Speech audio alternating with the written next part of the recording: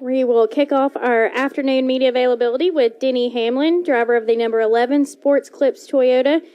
Denny, your first official full race back with us, and then also you were 13th in final practice. So talk a little bit about your first laps here at Darlington. It was good. Obviously, it takes a little while to get the rust kind of knocked off, but feel very comfortable and excited to kind of get back to the competitive spirit again. All right, we'll go ahead and open it for questions. Okay, let's start up front here. Right here, Mike Embry, right here. Okay, we'll start. Go ahead. Up here. Yeah, right here. Thank you.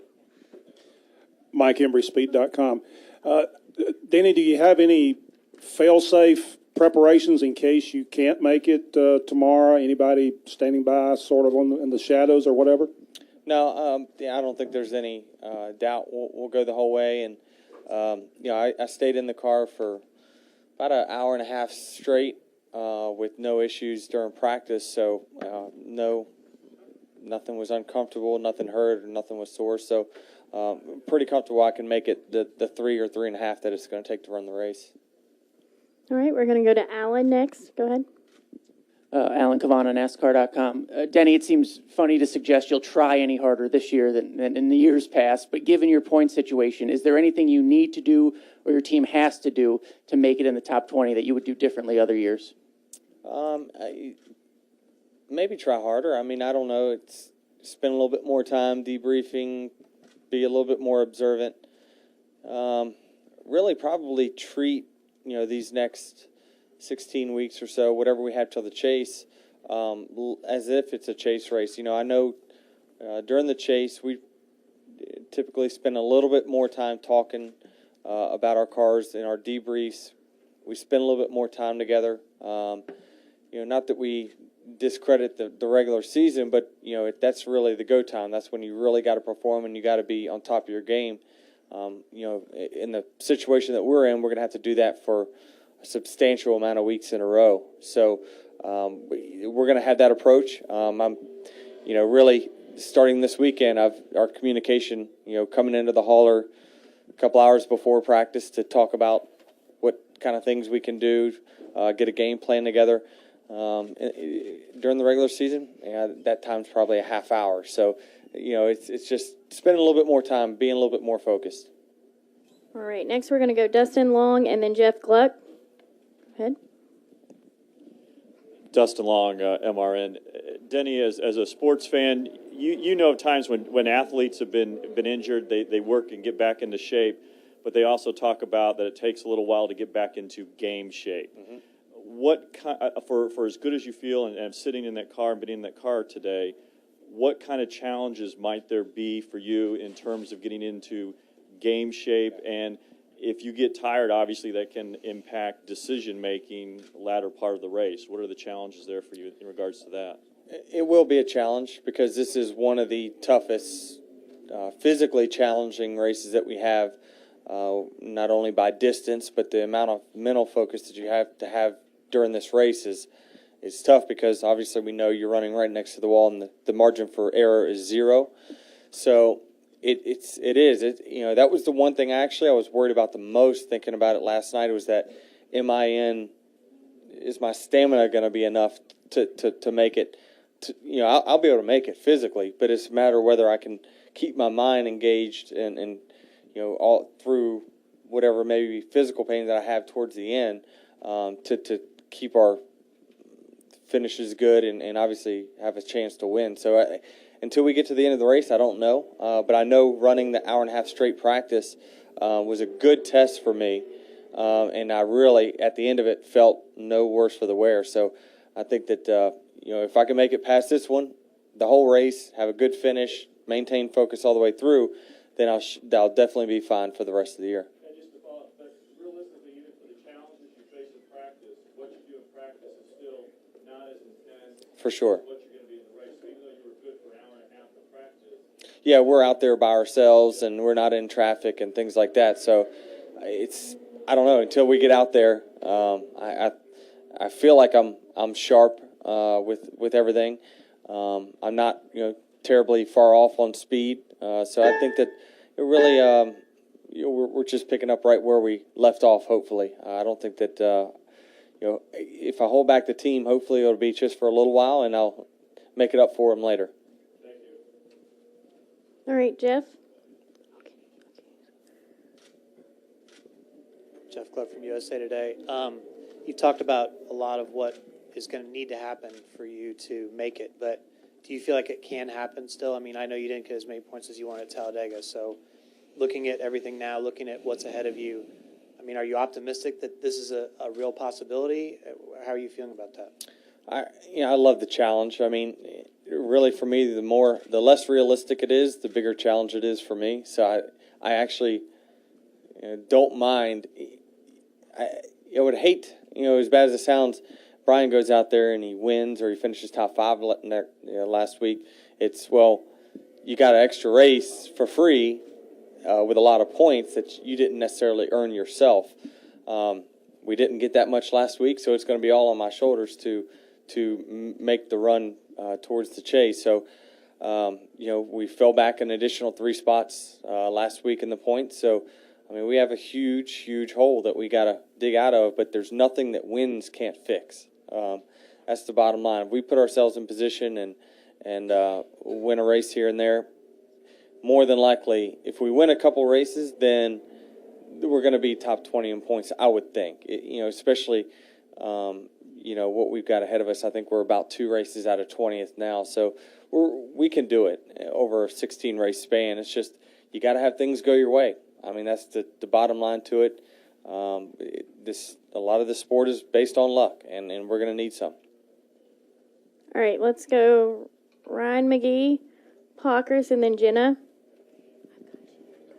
Ryan McGee, ESPN. A little bit different question. Jeff Gordon's making his 700th career start this weekend.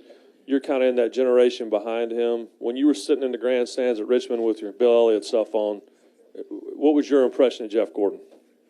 I always liked it when he got wrecked. I don't know. I wasn't a huge Jeff Gordon fan growing up, although I did show him my mom signed me up for the Jeff Gordon fan club in 1994, I think it was. So I still got my Jeff Gordon fan club membership card. He said he would renew it for me, no charge, if I wanted. But no, my biggest thing thinking back was when Rusty and him, they wrecked each other in turn 2. And I just remember in the stands, every time he got wrecked, everyone was so happy. And I never understood that, why everyone was so happy. And so more than likely they were Dale Earnhardt fans or whatever back then. But, he's obviously changed this sport dramatically. He's honestly a lot of the reason we're getting paid what we are right now is because of Jeff Gordon. I think that he's kind of brought that whole new hospitality, entertaining the sponsors, bringing new sponsors in, looking for the young guys. That it really opened up the door for a lot of us drivers that got here. So it's like him or not, he's changed our sport for the better over those 700 starts. All right, let's go Bob Pockers. Bob Parker, Sporting News. Can you kind of give us an update of what the doctors told you after the scan the other day? And is there any chance you would skip next week's All-Star race just to heal a little more? Yeah. Everything looks really good. Surprisingly, in the 12 days that I had in between scans, I think it was about 12 days, but it was dramatic. It almost healed twice as much in those 12 days as it did in the first 30 days. I mean, it was a dramatic change. So I think we're on the tail end of it now for the most part. And had it not made that huge stride again, I probably would have not ran the All-Star race and turned it over to probably Brian or what have you. But I think we're safe enough now to where we can I can take a few jabs here and there. All right, Claire, go ahead. Claire B. Lang, Sirius XM NASCAR Radio. You have ever raced with a bad back before. You had back injuries. Darlington is so tough on your back, but it may not be the first time that you've raced with the pain in your back. Can you tell us that? Is it true? Yeah, I mean, I the last couple of years I've had pain throughout the races all the time, And a lot of drivers will tell you that a lot of us feeling the edge inside of our race car is through our posterior. I mean, that's how we feel the edge. And so when that is hurt and that is compromised, you don't feel the edge as good as what you would normally. So I know I feel pretty good right now, actually. And so I'm hoping that I'm able to give better feedback. I'm able to feel that edge a little bit more, and knowing that, what I'm doing to try to get better overall in the big picture will hopefully improve my performance, because really we have to be healthy in our midsection to really feel the race car. And if you have to tense up all the time to help with pain, you're not doing yourself any favors as a driver. So I think that we're going to continue to get better in that area. All right, Jennifer. Jenna Fryer, AP. First question: no hatch this week? Nope, I don't even think you're allowed to run them on smaller tracks. Okay. Are you surprised Ryan Newman didn't get fined? Not really. A lot of what me and Brian talked about in Las Vegas in our meeting was, he said, say whatever you want to about me when we leave here. It's just about the car and it's about the racing. He said, criticize the officiating all you want, which is something that other sports don't allow. But it's just, you can't talk about the football or the basketball, that itself. You just, so it's different. So I wasn't surprised at all. And, a lot of people, mentioned to me on Twitter about, I bet Denny's mad he didn't get fined. I'm okay with it. I think that in my opinion, they realized they kind of took it a little too far in my penalty. And so you can't just, have a makeup call late, here in the game. I think that they've loosened up the reins and realized that drivers are in the heat of the moment, and Ryan just had a car flip right on top of him, so he's mad for a lot of reasons. So I don't think a penalty was warranted for Ryan. I think that I think he got one years ago for probably something close to that, but they've said they've loosened up the reins, and obviously they have. All right, I apologize, guys. We only have time for 2 additional questions. We're going to go Reed Spencer and then Steve Richards. Reed Spencer with NASCAR Wire Service. Denny, yours wasn't the team that was penalized, and yours wasn't the team that got a lot of that rescinded on Tuesday, or on Wednesday rather, but from an organizational standpoint, how does the rescission of Matt's penalties and affect the organization as a whole? Does it prevent you from having to scramble around, test the depth chart of the organization? What impact does that have on your team? It was a huge impact for our team because it put a guy with one win. He really had 2, but it took a wild card spot and now opened another one up. It now put him solidly inside the top 10. So that was big. I've honestly, until I win races, I've got to root on all the front runners to win.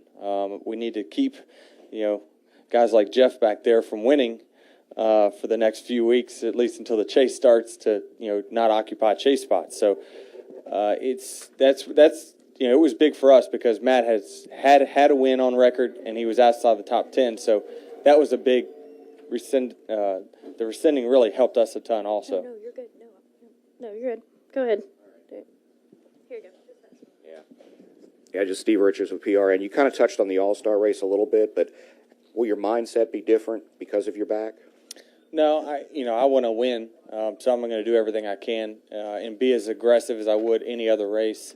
So usually in the All-Star race, the closer up front you are, the less out of trouble you are. So I'm going to try to do everything I can to be up front, and if not, it'll just be a good test session weekend. So, really, if I didn't feel like I was going to be 100% and be able to go for it with a lot of confidence, then I wouldn't run it. But I was very encouraged after looking at the last scan that the progress that I made, that they were comfortable that I could take a hit here and there. All right, Denny. Thank you for your time. Thank you. Best of luck this weekend.